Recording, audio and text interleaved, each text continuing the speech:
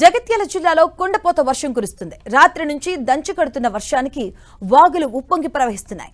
జిల్లాలోని సారంగాపూర్, ధర్మపురి, రాయికల్ మండలాల్లో అత్యధికంగా వర్షపాతం నమోదైందని, భారీ వర్షం కారణంగా జగిత్యాల, ధర్మపురి మధ్య రాకపోకలు నిలిచిపోయాయి.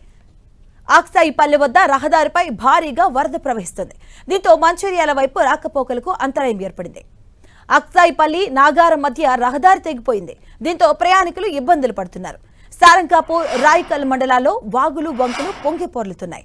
జగిత్యాల పట్టణంలోనూ వర్షంతో జనజీవనం స్తంభించింది. లోతట్టు ప్రాంతాల్లో వరద పెరిగి ప్రజలు ఇబ్బందులు పడుతున్నారు.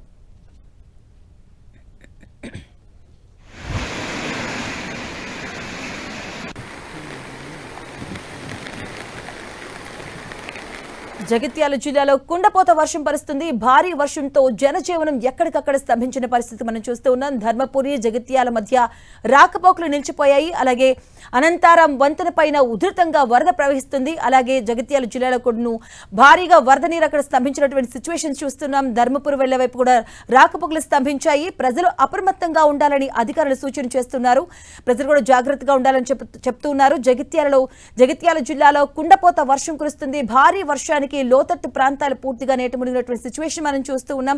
భారీగా నదులు అలాగే వంకలు కూడా పొంగి పొర్లుతూ ఉన్నాయి. భారీ వర్షంతో జనజీవనం ఎక్కడికక్కడ స్తంభించిన పరిస్థితి కనిపిస్తుంది. చాలా చోట్ల రాకపోకలు అయితే స్తంభించిన పరిస్థితి.